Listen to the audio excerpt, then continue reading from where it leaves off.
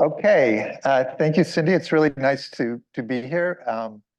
My brother got a degree here many years ago, and I think I was there before before the high-rise buildings came. But it's a really nice campus. So I'm going to talk about black holes today, and so condensed matter physics. Like astrophysics, is the study of complicated systems with many different ingredients, many different effects, many different forces, and complicated interactions. Now, back in the 18th century, physicists would, take bottles of stuff and measure their property and change the temperature, put them in different pressures, and catalog all their properties. But one of the things that happened in the 20th century was a way of organizing all these properties of different systems. And a key element in organizing properties of condensed matter systems is finding extreme or special situations in which we can understand their behavior in an analytic fashion and relate their behavior to their fundamental constituents and so on. And these extreme or special situations are called critical situations, and the behavior is critical behavior. And the subject has come to be in large part organized around understanding material systems at these critical points, and in between, where their behavior is not necessarily so special, you can try to understand them by expanding around the critical points. And this has been a very useful endeavor for the last 100, 200 years. Now, astrophysics also involves a lot of complicated systems. There's all kinds of stuff out there up in the sky. A lot harder to make measurements of what's up in the sky. And it might be fair to say that, astronomy, astrophysics is 100, 200 years behind condensed matter physics. And so just because the measurements are so much harder to make, one of the most interesting objects up there in the sky are black holes, and we've just gotten real images of those in the last 5 years or so. Now, so let me, I guess I have to be near it, is it? Okay. So a classic example of critical behavior was discovered all the way back in 1869 is the liquid gas transition in carbon dioxide at a critical temperature. You find as you vary the temperature and the pressure in just the right way, suddenly it becomes opaque. It's called critical opalescence. It's a very striking phenomenon. And what happens there is that there are, at this special critical temperature, there's an extra symmetry which emerges. It's a conformal symmetry. That is, it relates things at different scales. And this conformal symmetry is the most common sort of extra symmetry that appears in special situations in nature. And it appears in condensed matter systems, but it also appears in astrophysical systems. And what happens is, because there are all different scales are related, you can absorb light at all different scales. If you're away from the critical point, you can only absorb light at sort of the characteristic spacing of the molecules. But at the critical point, you can absorb all kinds of light, and that's why it suddenly becomes opaque when you do just the right thing. So 2 things to learn here. Critical behavior is related to a symmetry. And the second thing is that there are often very striking observational consequences of of the appearance of this symmetry. Now, critical behavior also has, though these words are not used that much, it also happens in astronomy. So in cosmology, if we go to extreme redshifts, which is like going to low energies, we get we've noticed that there's a symmetry which is related to these the spectrum of fluctuations in the scale of the fluctuations of the cosmic microwave background. And there's a proposed explanation of this in the theory of inflation, which posits that at the early universe, in the early universe, there was a de Sitter phase in which there were more symmetries.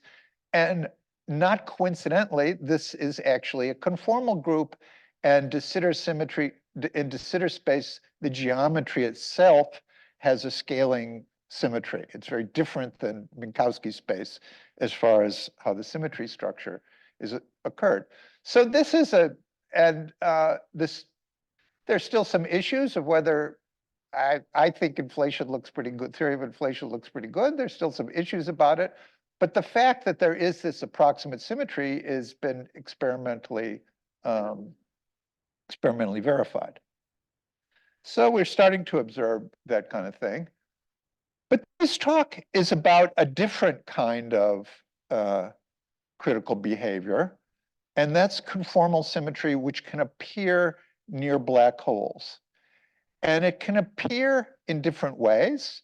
And it's been very important in investigations, this conformal symmetry that can appear near black holes. It's been very important in investigations that people like myself have been undertaking, trying to understand quantum behavior of black holes and so on. But it's also, as we'll see near the end of the talk, it's also observationally potentially of great relevance. And indeed, there's now a space mission being planned that is going to try to see this critical behavior near black holes. But I have to be over here for this to work, I guess, huh? Okay. So, but I'm going to start with some background on black holes. So they were discovered just a few months after the Einstein equations themselves were discovered by Carl Schwarzschild. But that was in 1915. I think it took more than half a century for people to understand what a black hole was before you included quantum mechanics. After you include quantum mechanics, it's a half a century and counting, because we still don't understand what a quantum black hole is. But I think it's fair to say that the classical theory of black holes, though there are interesting, outstanding problems, it's pretty well understood. Now, just as a measure, though, I was at a fascinating history of science colloquium this fall. Somebody had a series of quotes and papers from the great man Einstein himself. He knew that the horizon of the Schwarzschild black hole, the singularity, could be eliminated by coordinate transformation, but he said that wasn't fair. And it was fantastic. If I had a student in my general relativity class saying things like that, I would, they'd get an F. And this is as late. This isn't like a year or two after the general theory. This was, 30, 40 years after, and it's not clear whether when he died he understood what a black hole was. Other people did, but so they're very confusing. This is not a measure of Einstein's intelligence; it's a measure of how hard it is to understand these black holes classically, and quantum mechanically is only more difficult. Now, he insisted they don't exist. And that was kind of a general feeling still when I was a graduate student, that either they didn't exist or we'd never see them, or they were some sort of hypothetical objects. But it's changed since I was a graduate student, and now we're seeing them. We're orbiting around one. There are millions or billions up in the sky, and they're really an interesting thing to try to understand. Now, a classical black hole, if you look at Schwarzschild solution, there isn't, you get to the horizon and there's really nothing inside, and there's no, yeah, there's just a hole there. There's nothing inside a black hole. And they're in some sense the simplest objects in the universe. So if we ask how many black holes are characterized by their mass and their spin, but nothing else. So this makes them very different from, example, from a star.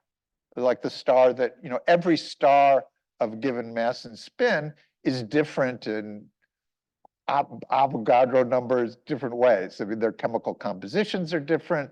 The molecules inside them are moving. They're different in different ways. They're different kinds of electromagnetic fields, different solar spot, So every star is different, but every black hole is exactly the same.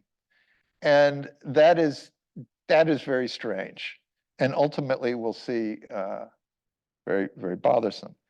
Okay, so the classical theory was understood after, in the by the mid 70, we could say. But very shortly after that, no one had time to rest on their laurels, because Hawking made this seminal observation that black holes are not exactly black, that because of the uncertainty principle, the position of the horizon is uncertain, and quanta of any kind of radiation can leak out. And moreover, he computed the spectrum of stuff in the leading semi-classical approximation that comes out of the black hole, and it's black body radiation at a temperature, the so-called Hawking temperature, which is Planck's constant over 8 pi times Newton's constant times the mass. Now, this is a very, really very interesting equation. First of all, it involves thermodynamics or statistical mechanics. It involves quantum mechanics. It involves gravity. And it's about black holes, so it involves the general relativity. So it's one equation. So before that, we had, Schrodinger's equation for quantum mechanics, various equations for Boltzmann's equation for entropy and thermodynamics. And we had the Einstein equation for general relativity. This equation relates all these different huge areas of physics. And it's also interesting because, as you'll see, it's a very mysterious equation and we don't really understand it. But it's nevertheless a very precise and sharp equation. Now, so of course, as Boltzmann famously taught us 150 years ago, that thermodynamic laws, of which this is a thermodynamic law. Thermodynamic laws are things which give you, for example, a temperature as a function of the energy. And the mass, of course, is the same thing. It's the energy of the black hole. So this is a thermodynamic relation. And Boltzmann taught us that thermodynamic relations are not fundamental, that if you know something, the composition of, that you can use molecular composition or whatever, of say, a box full of some gas, you can use statistical reasoning to derive the laws of thermodynamics. And in a key ingredient in the statistical mechanics textbook is the so-called entropy, which we can think of as it's the logarithm of the number of configurations, the number of possible configurations of all the molecules at fixed volume, pressure, and temperature, whatever our thermodynamic potentials are. Or fixed, I guess I'm defining it microcanonically here, so fixed volume and energy, all the possible configurations subject to those constraints. And you take the logarithm, and that's the entropy. And in some units, that's the same thing as gigabytes. So it's the information storage content. Entropy is information storage content. Now, once you know the entropy, Boltzmann showed you can derive the thermodynamic relation. The derivative of the entropy with respect to the energy is the inverse temperature. Conversely, by integrating the formula for the Hawking temperature, we can simply derive the entropy of a black hole. So it's a great thing if you're a physicist to have an equation that's so good that you put it on your headstone. And so Hawking has the Hawking temperature there. Boltzmann has the formula for entropy is the log of the number of microstates. You put those two things together,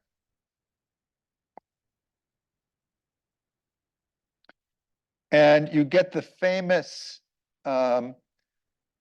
Bekenstein-Hawking area entropy law. In other words, the number of kilobytes of information storage in a black hole is equal to the Boltzmann's constant, if we're working in kilobytes, times the area of the horizon of the black hole divided by 4 times Planck's constant times Newton's constant. Very fundamental formula. And so let me say a few things about it first. First of all, it's huge. So if you could take all the gigabytes in the Google data banks, and you could fit it inside a black hole, which is a trillionth of a trillionth of the size of an electron. Secondly, it's a little strange that the kilobytes in a black hole, like if you have a smartphone and you want to know how many kilobytes you can fit in, that's how many chips. It's proportional to the volume of the interior. You know, if you stuff it full, it would be the number of chips you could get in would be proportional to the volume. So you might have thought that the amount of information you could store would be the volume, but it's not the volume. It's only the surface area. It's as if you're only allowed to paste your chips on the horizon of the black hole. You can't just fill it up. And okay. So now we think various kinds of Gedanken experiments that this is actually you can derive contradictions if you had an object with more entropy in the same region of space-time than a black hole. And so we think it's actually a fundamental upper bound, that black holes are the best information storage devices that you can have in principle, that it's a law of nature that you can't do any better than that. And this is trouble for Moore's law, not anytime soon. But if Moore's law says that you can whatever it is, every 3 years, you can get twice as much energy on a chip of the same size. And if you extrapolate that, you'll find that in 300 years, from the start of Moore's law,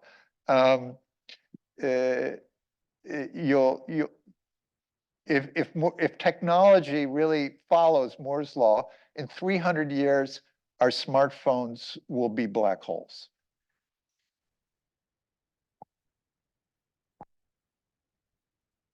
Okay, so finally, that brings us to the famous black hole information puzzle, which is, I said that they were very simple objects. I also said that they were very complicated objects, that there was a law of nature that they were the most complicated things. They had the most information storage that anything can have. So which is it? Can it be both simple and complicated, or where, if it's just an empty hole in space, where do all the chips go? Now, this puzzle is even worse if you kind of follow the reasoning a little bit, because you find that that black holes would be, if we put all these things together naively, you throw stuff in a black hole, and then the black hole evaporates and disappears. And I'm not going to talk about this for a long time, but it's a big puzzle that's bothering everybody, that determinism will break down. And that's called the black hole information puzzle. It's a fundamental contradiction in the laws of nature as we currently understand them. And we haven't solved it. And I would say that we've learned a lot about various aspects of the problem without having solved it. And I would say, when you try to solve a problem in physics, you never know whether it's a really important one or whether it's just the solution will be some technical point. You don't know that till you get to the end. But my own feeling is the longer we try to solve it and are unable to, the less likely it's seeming that it's some technical point, and that we'll learn something when we fully solve that problem. We'll learn something very interesting. Now, so string theory had something to say about this. Now, string theory might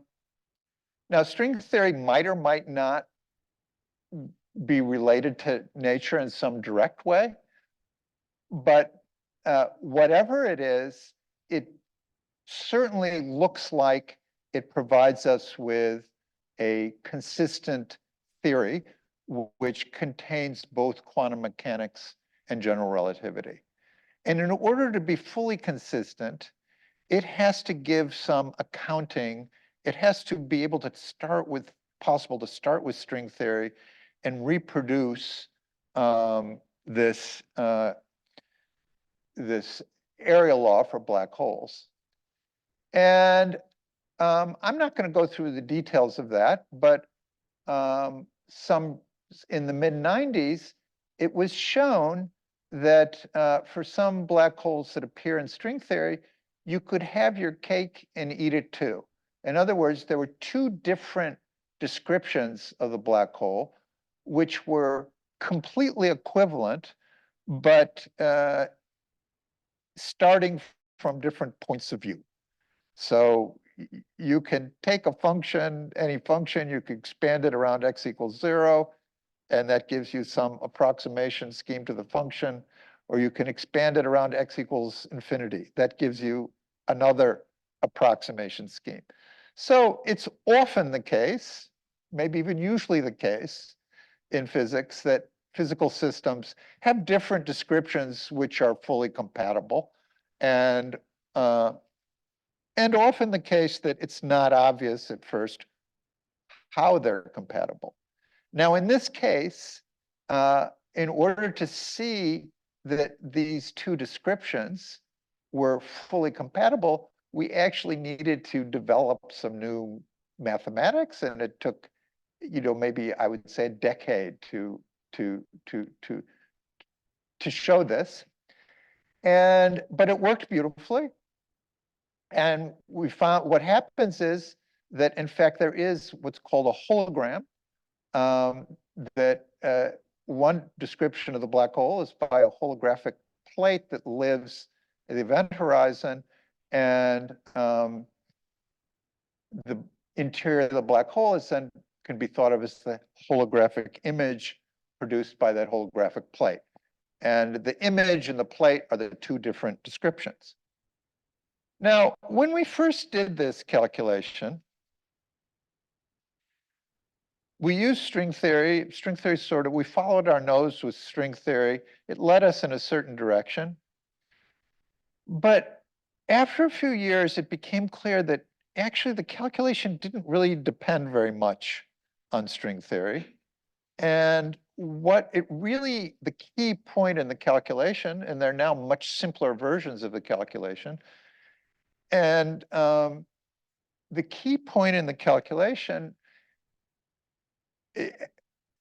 I'm sure you've all encountered this. You have to solve some problem, you write it out on paper, and you just do it the brute force stupid way, and it takes forever.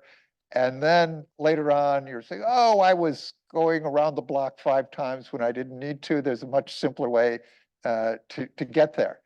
And this happened in a rather large scale with this problem. We found much simpler ways to do it. And the important thing was that there was a conformal symmetry of exactly the type I discussed at the beginning of the talk, which appears near the horizon of the black hole. And so I have this little video here of a conformal symmetry. So something is conformal invariant if as you look at it, you are getting sleepy. As you look at it, as you go closer and closer into it, it just keeps looking the same. And in fact, these black holes have exactly that property. As you go towards the horizon, it's self-similar, and it just looks the same. A weird property of curved spacetimes near the horizon of a black hole. Now, this happens. It turns out that there's a critical behavior for astrophysical black holes. So the stringy black holes had charges and so on. They had the critical behavior. But it turns out that if you have black holes can spin, but even they must obey Einstein's speed limit, and the horizon cannot go faster than the speed of light. And it's called an extreme curve when it's spinning around as fast as it can. And in fact, a surprising fraction of the observed black holes, those whose spins have been measured, are near this limit. And there have been some found that are within less than 1% away from the limit. And there was a recent paper that said M87, the one that we saw, might be within 10% of the limit. I don't know if that paper has been vetted yet, okay. So conformal symmetry, we get to, there's this conformal symmetry that's related to the black hole entropy. Can we see it? Can we measure it? Well, you can ask what the observational signals of extreme curve conformal symmetry are. I don't have anything very exciting to report here. I mean, we showed that M87, if we could measure the polarization, the conformal symmetry fixes this, but unfortunately, it's too faint. I don't think that people are still looking, but I don't think anybody has come up with a smoking gun signal of this kind of conformal symmetry for extreme Kerr black holes. But so then we started talking to people next door who took this fabulous picture of M87 and trying to understand what we could learn from this picture. Could there be some? So when this picture was taken, it was very exciting, of course, to see the hole in the middle. That's where the black hole is. But if you start measuring detailed properties of the luminosity and the time variation and the function of angle and so on, you're really learning a lot about the whatever the stuff is that's the accretion disk around the black hole and not the black hole itself. So we started trying to think about how could we learn something about black holes? Is there some sort of critical behavior here? And we found a really nice answer to that question, and we wrote this paper that there is some universal critical behavior, and we're hoping to actually measure it. So what is the critical behavior here? A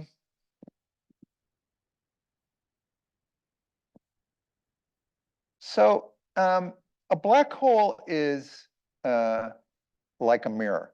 In other words, if I were a black hole, a photon could bounce off your face, go around the back of my head, orbit 180 degrees, and you'd see yourself go by my right ear, and you'd see an image by my left ear. But it could also spin around a couple times. And so you would actually see a whole sequence of images. And this is what you would actually see. So here would be the direct image. So with the black hole here, this would be the direct image. And then over here would be light that swooped around the black of the hole and came out this way. And here's one that if you go around the front of the black hole, go around and come out again, you get this one. So you get a whole sequence of these images. And these successive images are related. There's a scale symmetry here, which can be made mathematically, can and was in that paper, made mathematically very precise. And these images converge around this ring here, which is known as the photon ring. And this is the thing that, yeah, here I have a picture of it. Okay, so there is, I wonder if it's possible for these lights in front to be off.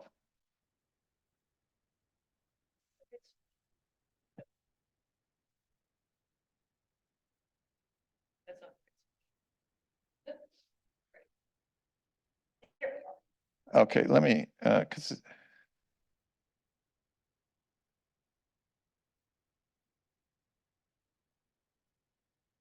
okay, so here we see the light just sort of grazing by, being deflected a little. Here it orbits halfway around and comes, and this is the observer screen. And then here it makes a full orbit and comes up there. And here's, if you combine, all these things can happen. And this is what you get. So the diffuse thing is the direct image. That's all that we've seen so far. What we would like to see is this sharp ring here. and even better, the successive rings. And that would really be a signal of both of the conformal symmetry, the relationship between the successive rings are self-similar. And it's like, so if you can see that, you're really learning something about the structure of a black hole. Now, it might seem like a theorist's pipe dream to see this fine structure embedded in this bigger structure, but it turns out that VLBI, the way these pictures are taken, you don't actually take a direct picture like this. The picture is really the Fourier transform. And then they un-Fourier transform it. When you see the donut that you saw on the front page of the paper, that was not what they actually saw. That was the Fourier transform of what they saw. And so in the Fourier transform, of course, the rings are sharper and sharper and sharper.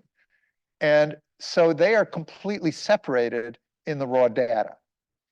Now, to see the sharper and sharper rings, you need to go to longer and longer baselines. So they already used up the whole Earth to see just the direct image.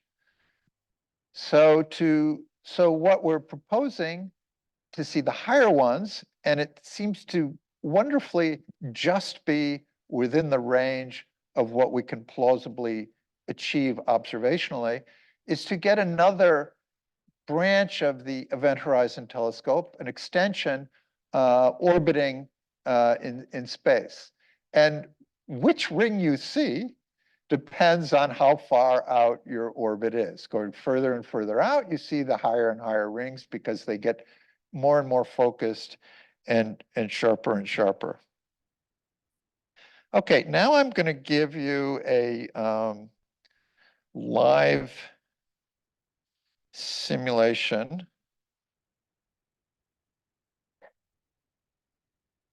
Uh-oh, wait. Okay, there we go.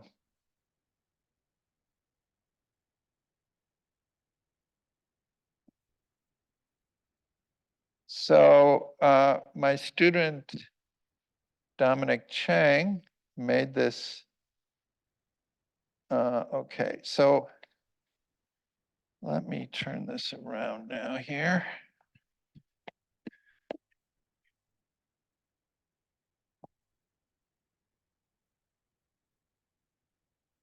Okay, so now look, see, so watch what happens when I get in front of the camera there. One's upside down, one's right side up. And you can see infinitely many images. I encourage you to wave to yourself.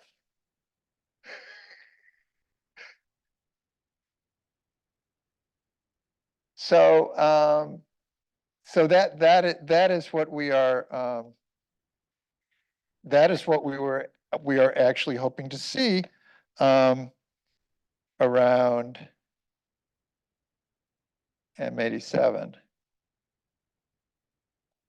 So okay, so this is just a picture of it now. I won't try to get that to go away, but so here the EHT already saw M87, not enough resolution to see the photon ring. So we're going to put something else up into space. It's called it. We're calling it the Event Horizon Explorer, and we hope to see this conformal symmetry. And so I'd just like to conclude from a quote by a great relativist, Jim Bardeen, who was one of the first people to investigate the properties of, in some detail, the properties of these orbiting null geodesics. And he has this wonderful quote I think he was embarrassed about the fact that he spent so much time working on it because it was so much fun. It says it's conceptually interesting, if not astrophysically important, to calculate the precise apparent shape of the black hole. This is what comes out of this calculation. Unfortunately, there seems to be no hope of observing this effect. That was only in 1973. 50 years later, it seems like we're, of course, at that time, possibilities of even seeing a black hole were remote. A lot has happened in 50 years. And well, we're hoping we're gonna see that. Thank you.